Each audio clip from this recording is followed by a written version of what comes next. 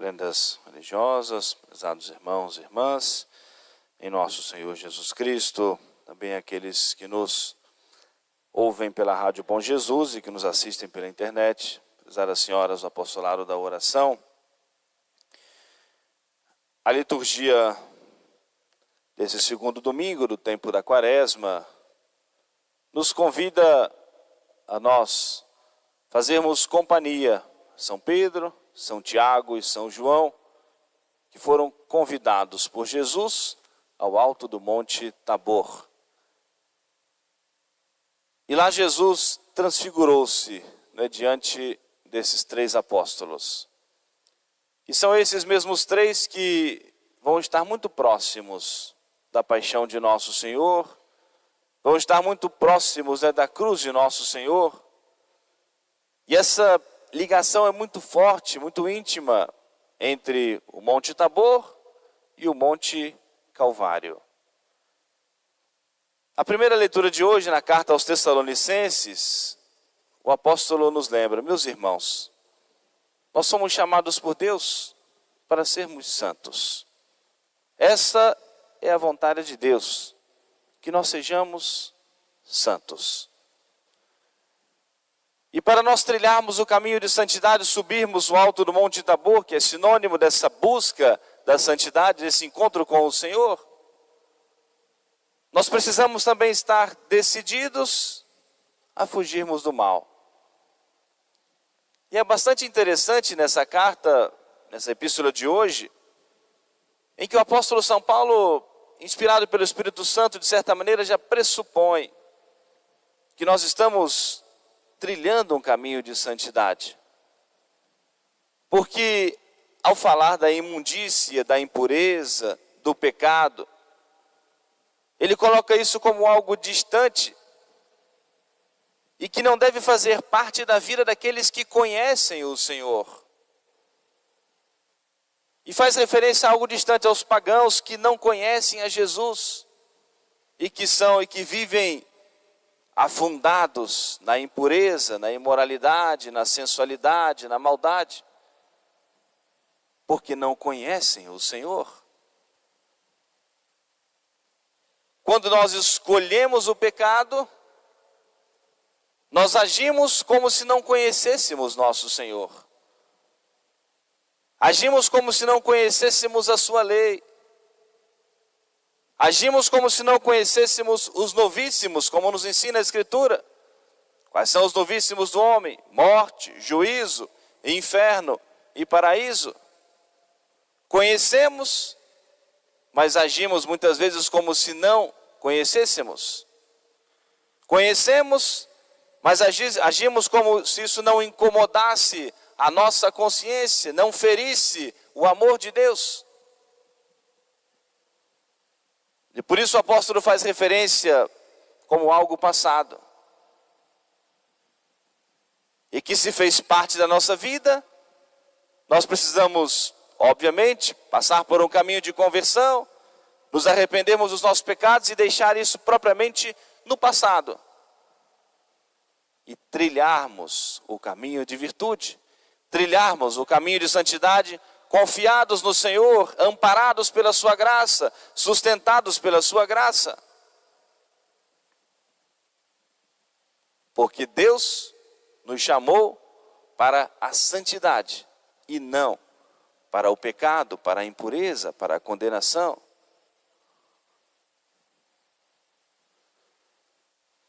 Ontem, no Festival do Sorvete, teve lá um monte de crianças.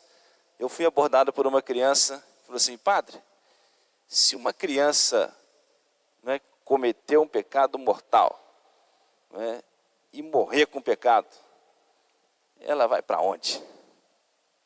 Uma criança ontem, que já fez a primeira comunhão, 7 anos, me abordou ontem, fez essa pergunta. Se uma criança cometeu o pecado, eu falei assim: a gente não deve nem cometer o pecado. Mas se a gente comete o pecado, a gente tem que se arrepender dele. Mas se ela não se arrepender, se ela morrer com o pecado. Se ela morrer com o pecado sem arrependimento, depois da nossa morte vem o quê? O purgatório, que é o espaço de purificação, ou o céu, ou o inferno. Quem morre na graça de Deus, tem algumas faltas leves para se purificar, passa pelo purgatório e vai para o céu. Mas se morre, não é, em pecado mortal, ela vai para o inferno. Interessante, depois eu fiquei pensando uma pergunta, uma preocupação na sua consciência, mas é positivo isso? É para ficar com medo, assombrado, assustado? Não, Nossa Senhora mostrou isso aos pastorinhos. Mas uma criança que fez a primeira comunhão, que foi catequizada, e foi ensinada a ela aos novíssimos: morte, juízo, inferno e paraíso.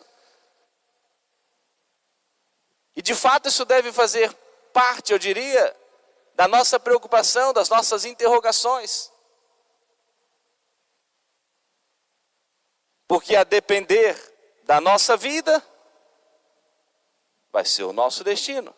O término da nossa vida, dali vai depender o céu, o inferno e o purgatório temporário, mas o caminho do céu. Porque Deus não nos chamou para o pecado, nos chamou para a santidade. Nosso Senhor chamou 3 dos seus apóstolos, São Pedro, São Tiago e São João, e os conduziu ao alto do Monte Tabor. E quando eles fixaram os olhos, e não conseguiram fixar os olhos muito tempo em Nosso Senhor, o rosto resplandecente como o sol, as vestes translúcidas, né, como a luz, como a neve, como o Evangelho nos diz. E num profundo respeito, em êxtase, eles se curvaram os seus olhos e não conseguiram, né, fixar no brilho do rosto de Nosso Senhor. Uma nuvem os cobriu e os envolveu. Em diversos momentos da Escritura, nós vemos um momento em que Deus nos fala encoberto por essa nuvem. Foi numa nuvem que Deus falou ao profeta Elias. Uma nuvem que cobriu o alto do Monte Sinai, quando Deus conversou, falou com Moisés e deu a ele as tábuas da lei. Essa nuvem que hoje cobriu e cobre o alto do Monte Tabor.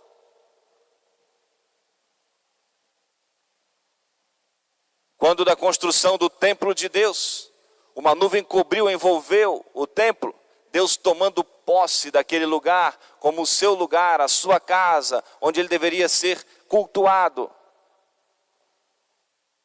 E o povo entendeu que Deus havia tomado posse daquele lugar naquele momento, envolvido, coberto na nuvem. E nos ensina o recolhimento, a oração, o poder de Deus, a nuvem que faz sombra e caminhamos protegidos pela sombra do Senhor, caminhamos protegidos pelo olhar do Senhor. E nesse momento, nesse local de silêncio, de recolhimento, onde nada mais eles podiam ver, somente olhando para nosso Senhor que brilhava diante deles. E mesmo assim não conseguiram fixar constantemente os olhos. Ao lado de Jesus, 2 grandes personagens: Moisés, o homem da lei; Elias, um grande profeta que pregava ao povo o cumprimento da lei.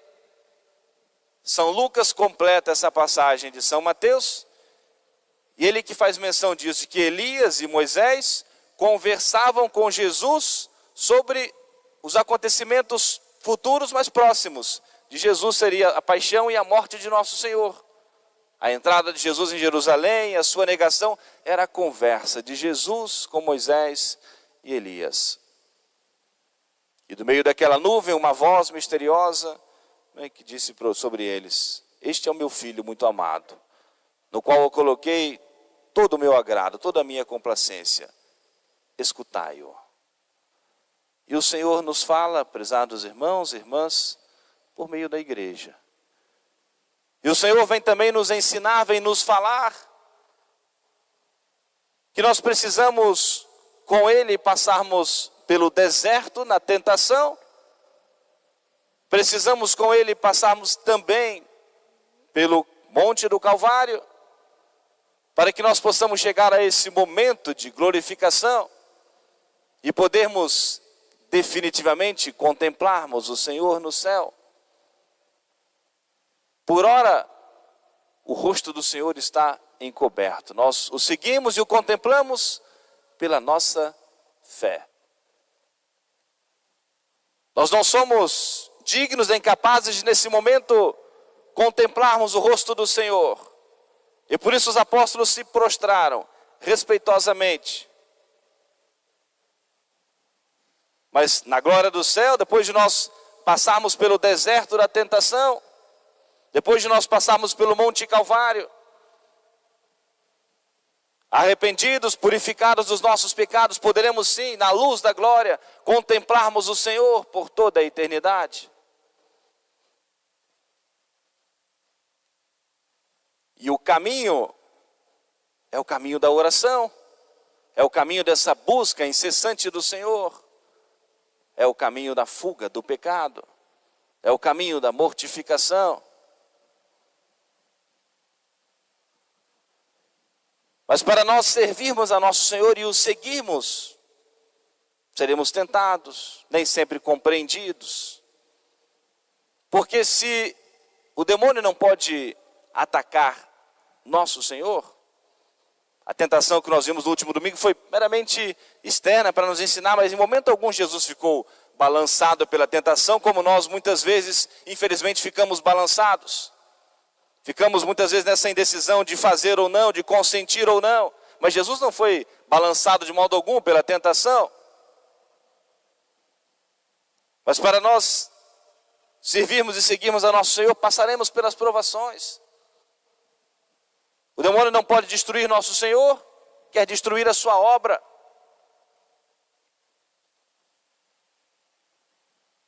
Desmoralizar aqueles que buscam o Senhor incessantemente. Por que que tem tanta gente preocupada e incomodada? Porque mais de 1 milhão de pessoas estão levantando pela madrugada para rezar o rosário com o Frei Gilson. Alguém está obrigado a levantar às 4 da manhã para rezar? É um convite. É um convite para ter esse encontro com o Senhor. E a oração naturalmente vai nos conduzindo a Deus. E a preocupação é por quê? Porque a oração vai nos levar à conversão. A oração vai nos levar à mudança de vida. A oração vai nos levar ao aumento da nossa fé. A oração vai nos levar a perceber a maldade, o horror do pecado, a maldade do mundo. E vai nos fortalecer nessa busca incessante do bem, da verdade, da justiça e da caridade. Alguém se incomodou que milhares de pessoas passaram madrugadas e madrugadas enfornadas na impureza? Do carnaval, madrugada, dia, noite, nas avenidas aí da vida. Madrugada dentro, no meio da impureza, da imoralidade, infidelidade, promiscuidade das mais horríveis. Por que ninguém se incomodou com isso? Porque não tinha ninguém preocupado, não é, com isso, porque milhares de pessoas estão envolvidas nisso. E preocupadas com quem reza, com quem busca o Senhor, com quem anuncia o Evangelho, com quem prega a verdade, prega o Santo Evangelho. Isso é novidade para nós? Não, claro que não.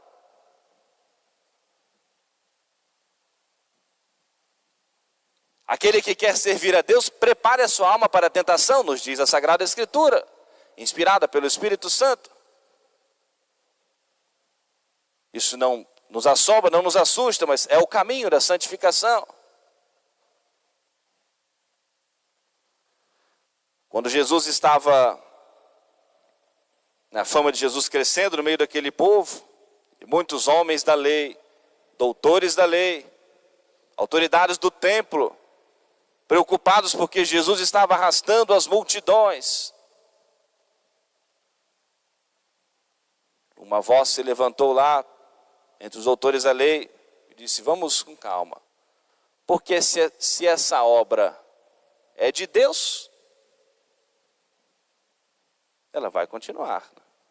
Se ela não é de Deus, desculpe, se essa obra não é de Deus, Se esse homem não é de Deus, como fizeram referência a Jesus, é só questão de tempo. Mas se é de Deus, nós podemos estar combatendo contra o próprio Deus. Porque as coisas que não são de Deus não têm fundamento. E é só questão de tempo e acabam. Mas se é de Deus, e se os frutos podemos ver, podemos estar combatendo o próprio Deus. Vivamos, prezados irmãos e irmãs, o nosso tempo quaresmal na busca do Senhor, na oração, na mortificação, na fuga do pecado, porque Deus não nos chamou para a imundícia do pecado, mas nos chamou para a santidade. E eu termino com a oração da coleta da Santa Missa de hoje, porque por maior que seja o nosso desejo de santidade, nós reconhecemos a nossa fragilidade, a nossa fraqueza, e precisamos bater no peito e pedir ao Senhor o perdão, e que o Senhor tenha misericórdia de nós. E a oração da coleta assim diz: ó Deus, que nos vedes destituídos de toda força. Queremos tudo isso, todo bem, né? Mas nos veres destituídos de toda força, guardai-nos interior e exteriormente, a fim de que o nosso corpo seja preservado de todas as adversidades e a nossa alma purificada de todos os maus pensamentos. E um versículo do Salmo que diz assim: as ânsias do meu coração se multiplicaram. Ó Senhor, tirai-me de minhas angústias. Vede a minha miséria e o meu sofrimento, e perdoai todos os meus pecados. Louvai o Senhor porque Ele é bom, porque sua misericórdia permanece para sempre. Quem cantará as maravilhas do Senhor? Quem fará ouvir todos os seus louvores? Bem-aventurados os que guardam a sua lei e procedem com justiça em todo o tempo. Lembrai-vos de nós, Senhor, segundo a vossa benevolência para com o vosso povo. Visitai-nos com a vossa salvação. Amém. Louvado seja nosso Senhor Jesus Cristo. Para sempre seja louvado. Queremos todos de pé, juntos cantemos a nossa profissão de fé.